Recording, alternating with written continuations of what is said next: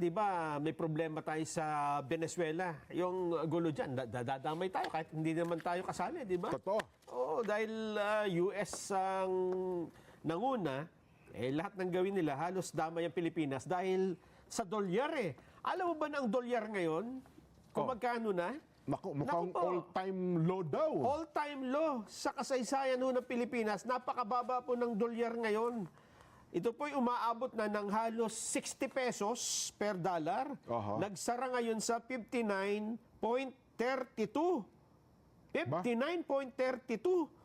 At patuloy pang bumababa kasi kahapon ito 59.35 eh. Tama. Ngayon 59.32. Medyo Sasara ng trading. oo, pero ang trend ay hindi ho pababa ng pabalik ng 58 o ng 57. Kaninang umaga, Nelson, may kahuntahan ako negosyante. Oo. Sabi niya, Jen, sa totoo lang, aabot ng 60 yan. Sabi ko, bakit po?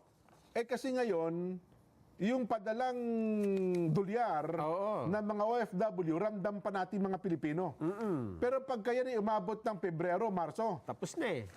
ay, wala na yung ano eh. Wala diba? na yung Siyempre, December, marami tayong nagpapadala. Pero aywan ko lang ha, sabi niya, sana Jen, magkamali ako. Pero sabi ko, boss, bihira ka magkamali. Kasi negosyante eh. Yes. Bakit pumalo doon ng higit 60 yan, Nelson? Naku po. Oho. Wag naman sana magtuloy-tuloy, Jen. Dahil, alam mo ba sa Iran, sa bansang Iran, ha? At pupunta tayo dyan? Hindi naman. Wala. Matindi ngayon ang kilos protesta sa lansangan. Iran. Sa araw na ito at sa mga nagdaang araw, pero mas matindi daw po sa araw na ito, Ano yan? ang kilos protesta ng mga mamamayan nila. May kinalaman din sa palitan ng pera nila? Dahil isa sa dahilan ay una, ay sobrang taas daw ng presyo ng mga bilihin sa kasalukuyan. Tumaas ng ano eh. Teka, titinan ko. 70% mahigit. Miyembro ng OPEC yan, Nelson, ha? Oil, petroleum exporting countries. Problema nila yung kahirapan. At unang marcha nila dito, nung Disyembre, tinawag nila na March of the Hungry. Ba? Marcha ng mga gutom. Naku po. Ibig sabihin, matindi ho ang problema ngayon sa Iran. Hindi rin pala kagutuman Mga na doon. mamamayan na nila ngayon ang nagpoprotesta dahil mataas ang presyo ng bilihin at napakataas din ng dolyar kumpara dun sa kanilang currency na doble mula nung June ng nakarang taon hanggang nitong Disyembre, yung presyo ng dolyar ay nadoble halos. Naku po. Ganon katindi. Lahat nga ay tataas ng presyo. Lalo na kung dependent ka sa imported na pagkain, di ba? Oo. Kasi sa Iran, hindi rin naman nakakapag-produce ng maraming pagkain dyan. Totoo yan. Totoo. Hindi naman ganun. At dahil dyan, nako, Di pinaprotesta nila yung kanilang gobyerno. ayun na ang kasama doon. Yan na. Oo, parang ang gusto nila ay palitan na rin yung kanilang Ang problema, mga kung papalitan nila yung namumuno leader nila doon, magbabago pa president, lalo nang tataas yan kung merong instability. Ayun ang problema. Di ba? At may mga activist din na nagsasabi, dapat mag-democracy na lang dyan sa Iran. Kasi dyan ngayon supreme leadership ang meron sila kasing tawagin yung Yung palitan na ng gobyerno nila, mayroon dyan yung supreme leader at dictatorship din. Di ba pinakialaman din ng Amerika yan? Oo. Mga nakaraang taon? Baka yan nasusunod na pakialaman. Pagka nangyari yan, talagang apektado na ang presyo ng produktong petrolyo, Nelson. Matindi. Matindi po ang mga nangyayari ngayon sa buong mundo. Ako nga ang pinoproblema ko ngayon, Nelson, alam mo ba, ito, personal kong pinoproblema at malaman ng ating mga kababayan. Paano ko mababayaran itong malaking utang ng bansa natin? Ayan ang problema pa. Kasi kapag di ba, dati 58 lang ang dolyar. Ngayon pa 60 na. Kung gaano kalaki yung utang mo na dolyar, wala kang ginagawa, hindi ka naman umuutang, bumigat yan, doon sa ating budget, Nelson, na 6.793 trillion, ang bahagi niyan ay pambayad utang, ha? Domestic and international. Lalaki yan. Yun na nga. Lumiit ang value ng pera mo, pagka binayad mo sa utang yan, wala ka nang lang baka ang binayaran mo nilang ay yung diferensya. Yun na nga.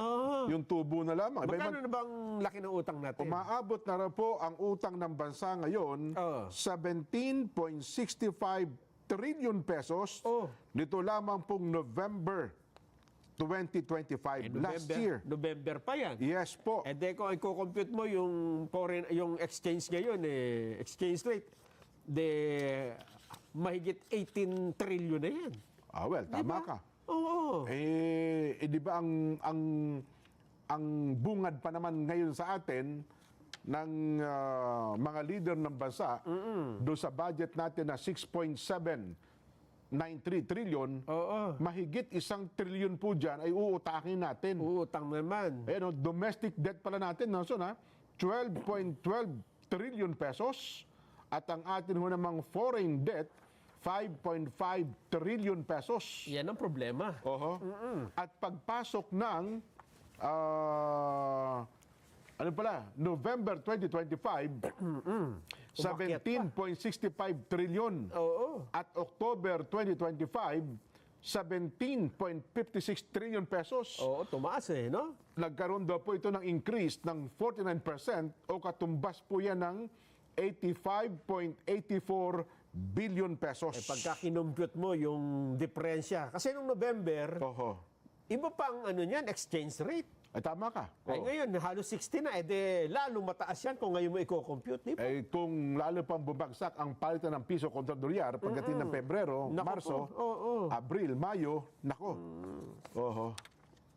paano gagawin natin ito? Laking problema po niyan.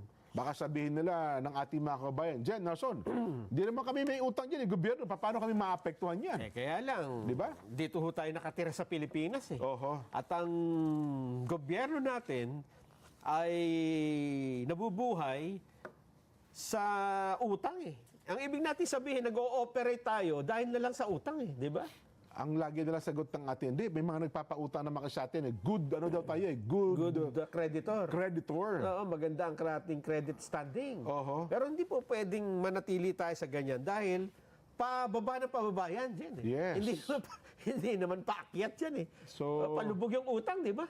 So sabi nga nila, yung palang magiging apo at apo ng kaapo-apuhan natin, Nelson, ay meron ng pagkakautang. Ang ibig sabihin nun, pagka may utang, ang bansa, nababawasan yung pwedeng dapat serbisyong na ibibigay ng pamahalaan. Ay, siyempre. Kasi ibabayad mo sa utang. Ibabayad dyan, Kaya ang sabi kanina dyan, na-interview namin yung isang ekonomista, ang solusyon naman dyan sa utang na yan, ay dapat palakasin mo ang iyong local production. Yun ba ang susi daw nila? Kasi, bakit ba tayo nalulubog sa utang?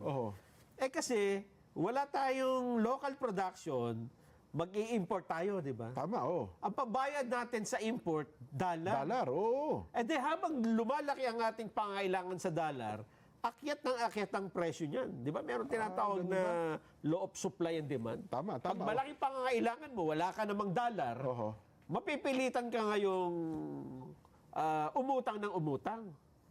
Kasi palaki ng palaki. Pero halimbawa, dito mo pinoproduce yan. Locally sabihin produce. na natin, yung bigas. Yan. Yung i-import mo sana na bigas, doon ka bibili. Yung mga high value crops, halimbawa. Dito mo na bibilhin. Sa mga magsasaka mo rito, hindi lumabas yung pera. Andito lang.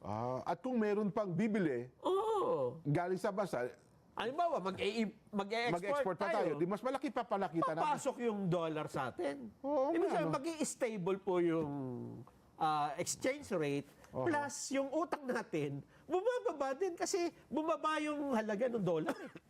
Hindi ba sinuggest nung nakapanayam nyo, Nelson, na magbenta pa tayo ng gold? Marami pa rin tayong gold Di ba?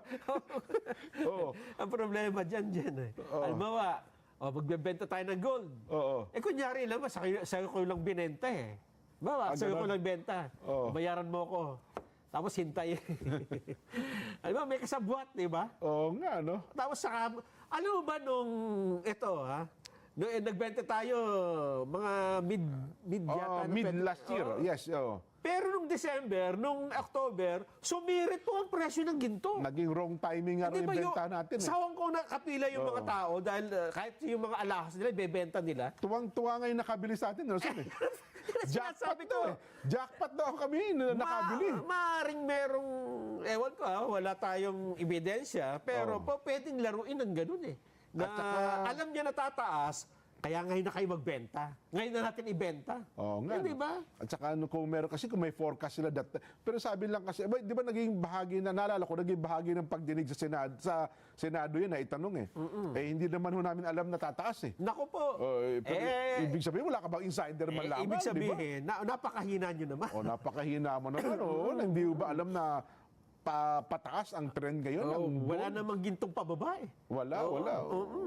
Yun ngang mga nag-aalahas, alam nila ang gold. Itabi mo yan, Yes. sapagkat yan ay talagang pataas na ng pataas. Hindi pa rin natin alam na baka ang bumili ng ginto, Jen, ay yung maraming perang maleta. Di ba? Para hindi naman... Sila din ba yun? Ay, para hindi na madaling marami, kasi yung maletang pera, hindi mo mai-dispose yun. Aha. Pero yan, ginto, kahit saan, di ba? Wag, tama ka rin, ano ha? Pero sabi ng, alam mo, ayaw ko sana maglabas ng pahayag dito ang Bangko Sentral ng Pilipinas, ha? Alam mo kung bakit? Oo. Ang dami daw ng sirkulasyon ng 1,000 pesos Ngayon, na hindi matagpuan, ha? paano hindi matagpuan? Ay, nakamali-malita nga yung eh. may currency. Oh, Di ba may currency. number yan? Oo, yung may currency. Pag tinignan mo raw, Ibig sabihin, kumonte ang 1,000 peso bill dahil hindi mailabas. masyadong kapansin-pansin daw. Ibig sabihin Teka muna, bakit ang eh, dami kong 1,000 dito? yan ay bahagi nung natitira pa siguro. Pero aywan ko lang ha. Ako, sabi ko nga, sana maglabas ng pahayag ang Bangko Sentral ng Pilipinas. Totoo ba ito? Ako naman hindi ako naniniwala. Ganon? Oo. Na totoo, ang tanong marami ba talagang sirkulasyon ng 1,000 peso bill Ang hindi nakikita. ang hindi nakikita at hindi nila malaman kung saan ngayon naroon? Nako po. Di ba? Oo. Kung ito ba'y nakamaleta, nakabolt, o nakaano pa man. Oh. Pwede kaya nyo, so na halimbawa, yung 2025 ngayon, ano? Sabihin mo lang kahit na 2022, bigla mong, ano tawag yung pera mo? Demonetize. I-demonetize mo, halimbawa. Ginawa na ng ibang bansa dyan basa ko. Pati sa India. Ano kaya ang epekto, negatibo at positibo? Ano? Ginagawa ng mga bansa yan kapag may mga corruption nga. Pati sa India, napipigilan naman. Kaya lang naapektuhan din yung mga negosyante. Hindi, pero ano lang, certain certain month lang siguro, Oo. para lang i-demonetize kasi pagka nawala na ng kwenta yung pera, Wala nang silbi. walang silbi. O kaya naman, maobliga silang ilabas ng mga pera na yan. Di ba? Ewan ko lang kung yan ay posible. Yan ho naman naglaro lang sa isip namin mga kamot. Posible naman. Ginawa na ba sa ibang Ginawa na nga ng mga iba. Marami ng mga gumawa. Ayan. Kaya lang sabi nila ay... Risky. Mapanganib daw ba? May ganoon at hindi masyadong effective kasi gumagawa ng paraan. Nagagawa ng paraan ng mga... Oo nga. 10 maleta itong package. Yung isang maleta sa'yo na. Yung 10 na maleta na kapag na. Halimbawa, ide-demonetize yan. Hindi na pwedeng... O ngayon, hindi na kagad pwede, di ba? May transition eh. Para maipalit mo sa bangko. Para lang malaman na talaga natin kung saan naroon, di Ang ba? gagawin ng mga merong maleta, ilalabas siya paunti-unti. Kunyari, di ba?